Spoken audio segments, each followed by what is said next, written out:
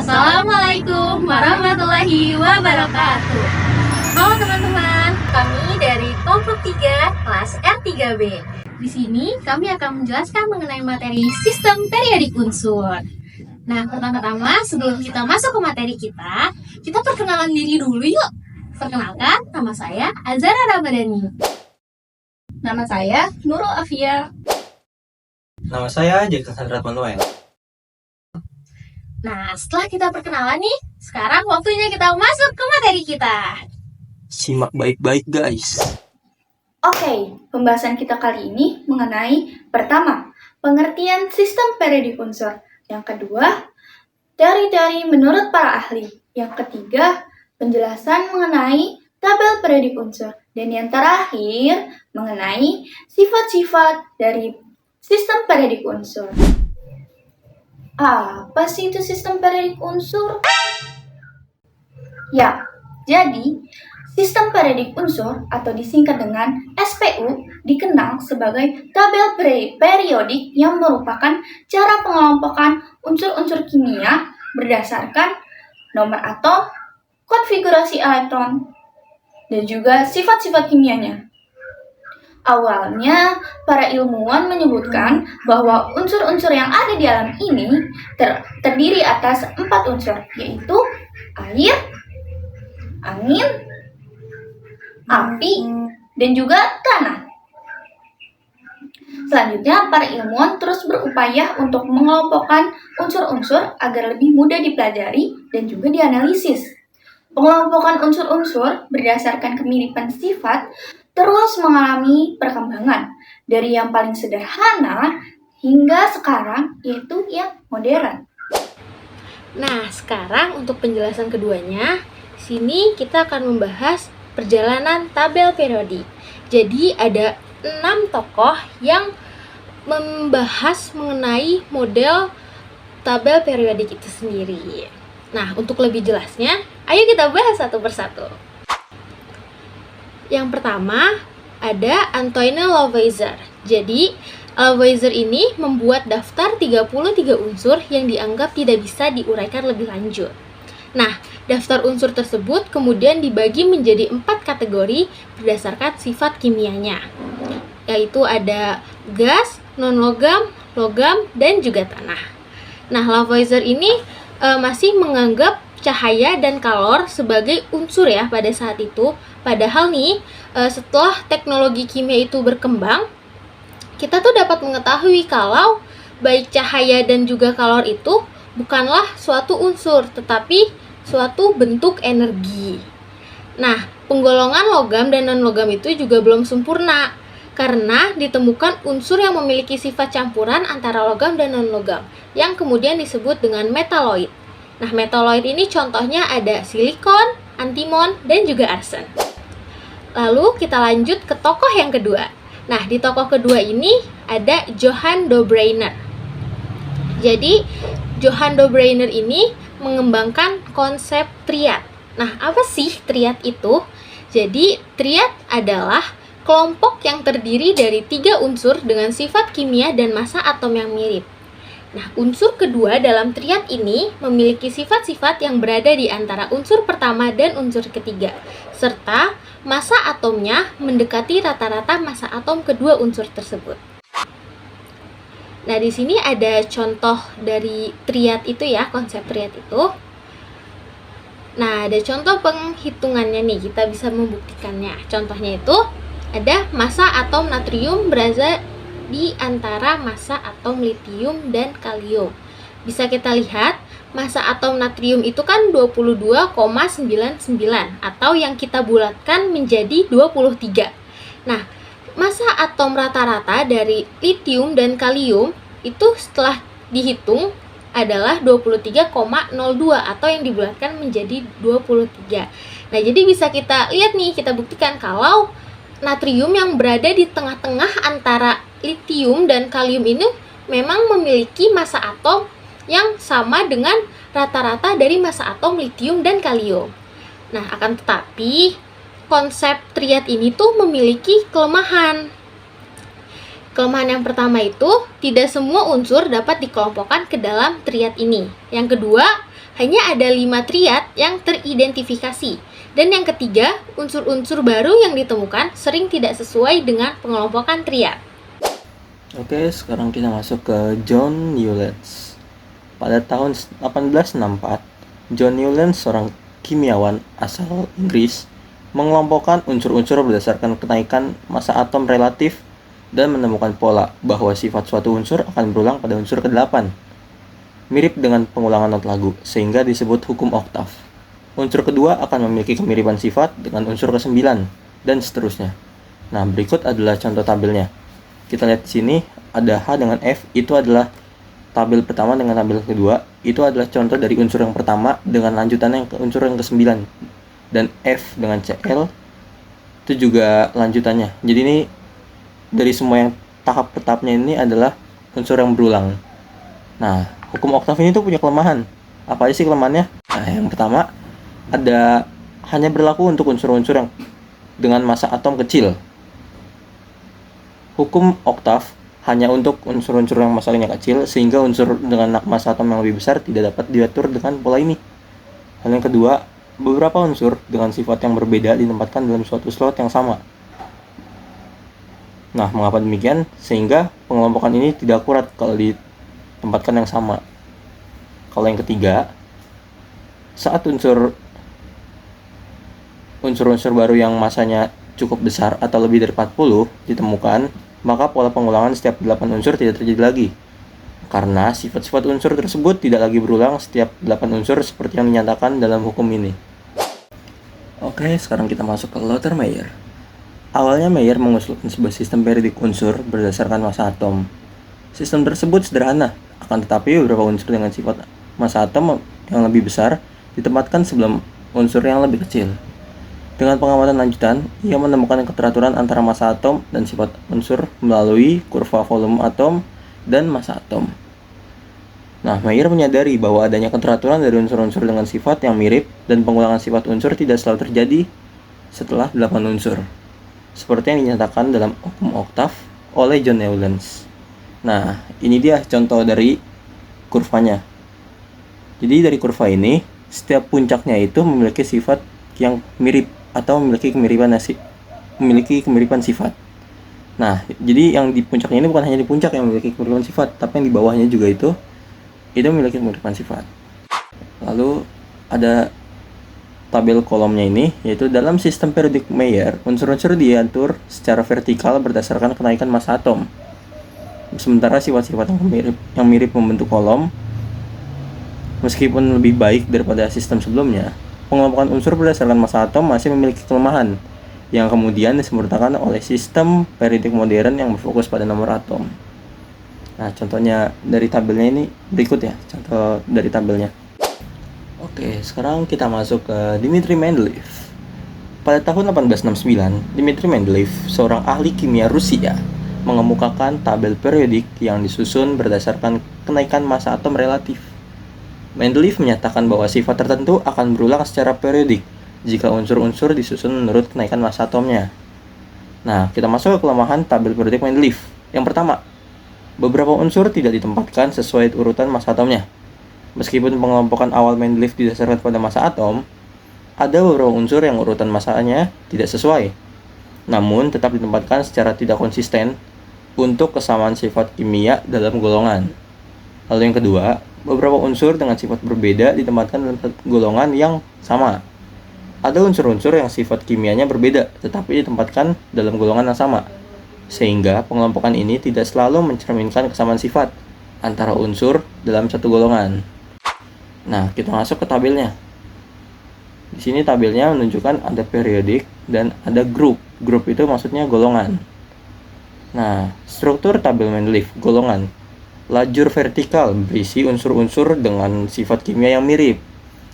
Periode, lajur horizontal berisi unsur-unsur berdasarkan kenaikan massa atom relatif. Lalu prediksi unsur baru. Nah, prediksi unsur baru ini Mendeleev meninggalkan ruang kosong untuk unsur-unsur yang belum ditemukan. Artinya, ketika menyusun tabel periodik, Mendeleev memperkirakan bahwa ada unsur-unsur yang belum diketahui pada saat itu. Untuk itu, dia sengaja meninggalkan ruang kosong dalam tabelnya, agar unsur-unsur tersebut bisa ditempatkan di sana ketika ditemukan di masa depan, dan berhasil memprediksi sifat-sifat unsur tersebut berdasarkan pola yang diamati dalam tabel periodik. Mendeleev dapat memperkirakan sifat fisik dan kimia unsur-unsur yang belum ditemukan, seperti massa atom, reaktivitas, dan sifat lainnya. Ketika unsur-unsur baru seperti germanium dan gallium ditemukan, sifat-sifatnya ternyata cocok dengan prediksi Mendeleev, membuktikan ketepatan pendekatannya. Berikut adalah struktur tabel Mendeleev. Oke, sekarang Henry Moseley. Sistem periodik modern menyempurnakan hukum periodik Mendeleev, disebut juga sistem periodik bentuk panjang. Unsur-unsur dikelompokkan berdasarkan kenaikan nomor atom dan kemiripan sifat. Lajur horizontal disebut periode, disusun berdasarkan kenaikan nomor atom, sedangkan lajur vertikal disebut golongan, disusun berdasarkan kemiripan sifat, yang terdiri dari 7 periode dan 8 golongan. Penemuan Moseley memperbaiki kelemahan sistem periodik Mendeleev. Susunan periodik yang berdasarkan nomor atom menjadi dasar sistem periodik modern yang digunakan saat ini. Nah, penemuan Henry Moseley pada tahun 1930-an ada dua. Yang pertama, Moseley menemukan bahwa sifat kimia unsur merupakan fungsi periodik dari nomor atom, bukan massa atom. Sebelum Moseley, unsur-unsur dalam tabel periodik disusun berdasarkan massa atom relatif, yang kadang menghasilkan pengelompokan yang tidak akurat. Pada tahun 1930-an, Moseley menemukan bahwa sifat kimia unsur-unsur lebih tepat diatur berdasarkan nomor atom, yaitu jumlah proton dalam inti atom. Nomor atom menjadi faktor penentu urutan unsur-unsur dalam tabel, menggantikan massa atom yang digunakan sebelumnya. Lalu yang kedua, dengan bantuan sinar X, Moseley mengidentifikasi nomor atom setiap unsur dan menyusun tabel berdasarkan kenaikan nomor atom. Moseley menggunakan sinar X untuk mengukur frekuensi sinar yang dipancarkan oleh unsur-unsur. Dari hasil ini, ia mampu menghitung nomor atom setiap unsur secara akurat. Penemuan ini menunjukkan bahwa sifat-sifat unsur merupakan fungsi periodik dari nomor atom, bukan massa atom seperti yang diyakini sebelumnya. Nah, dengan menyusun unsur berdasarkan kenaikan nomor atom, Moseley memperbaiki masalah urutan dalam tabel periodik Mendeleev. Unsur-unsur yang di sebelumnya ditempatkan di urutan yang salah karena massa atomnya, kini bisa diposisikan dengan benar berdasarkan nomor atomnya. Penemuan Moseley memberikan dasar ilmiah untuk sistem periodik modern, di mana unsur-unsurnya disusun berdasarkan kenaikan nomor atom dan sifat periodik mereka. Hal ini menjadikan tabel lebih akurat dan membantu prediksi sifat-sifat unsur yang belum ditemukan. Selanjutnya ini kita akan membahas mengenai tabel periodik. Jadi akan dijelaskan nih tentang apa aja sih yang ada di dalam tabel periodik. Nah, yang pertama itu ada blok. Blok adalah kumpulan unsur yang memiliki kesamaan dalam orbital atom tempat elektron valensi atau kekosongan berada. Ini menciptakan pola yang membantu memahami sifat-sifat kimia unsur tersebut. Nama-nama blok pada tabel periodik itu ada blok S, blok P, blok D, blok F. Nah, nama blok-blok tadi, S, P, dan F itu berasal dari notasi spektroskopi untuk nilai bilangan kuantum azimut elektron. S untuk sharp, P untuk principal, D untuk diffuse, dan F untuk fundamental. Nah, selanjutnya di tabel periodik itu ada juga yang namanya periode. Periode adalah baris horizontal yang berisi deretan unsur-unsur kimia. Nah, periode ini tuh dari kiri ke kanan. Dalam tabel periode itu ada 7 periode. Nah, yang selanjutnya ada golongan. Golongan adalah baris vertikal yang berisi deretan unsur-unsur kimia.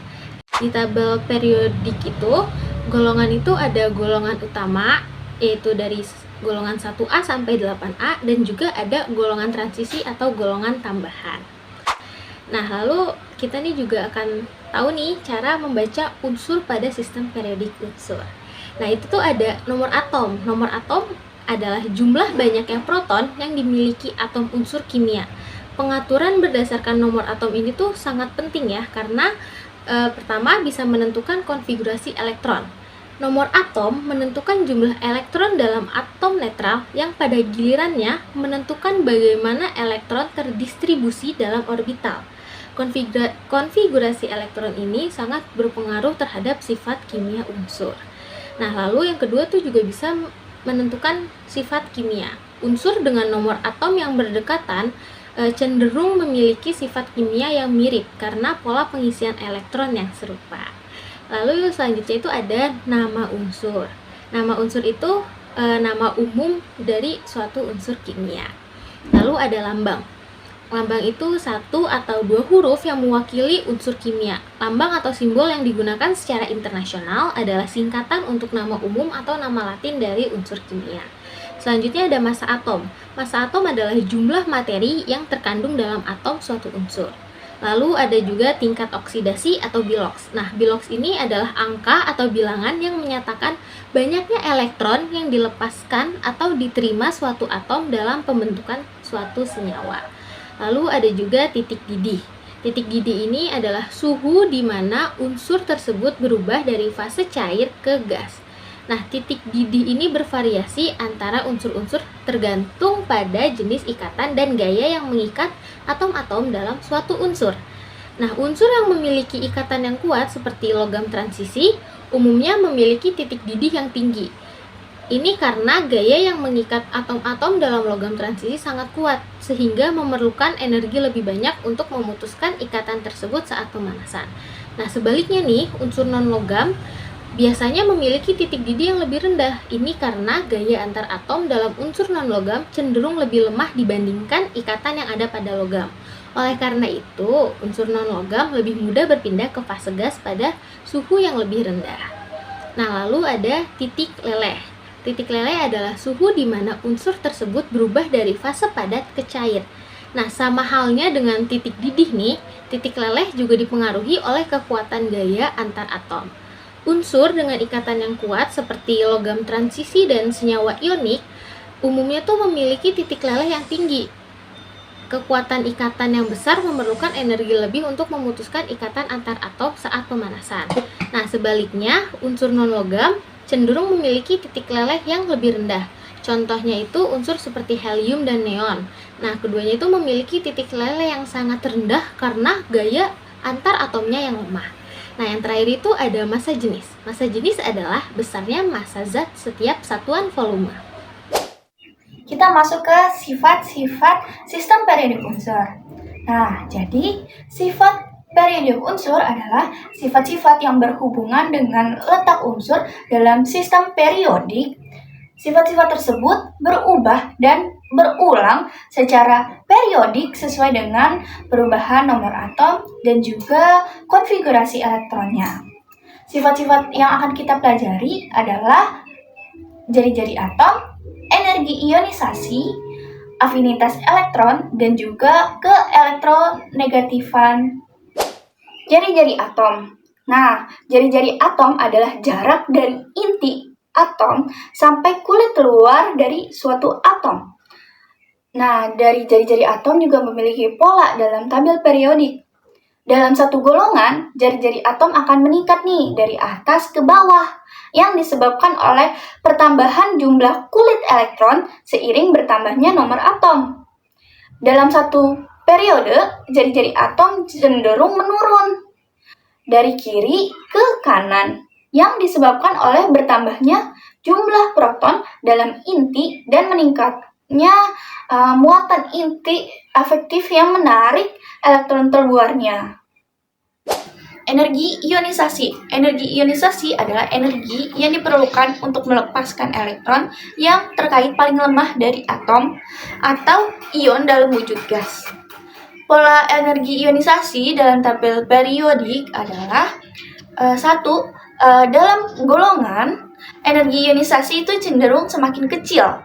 Dia tuh dari atas ke bawah. Hal ini disebabkan oleh jari-jari atom yang bertambah besar sehingga gaya tarik inti terhadap elektron terluar itu semakin melemah. Nah, yang kedua ada dalam periode. Energi ionisasi ini berkebalikan. Dia itu cenderung bertambah dari kiri ke kanan.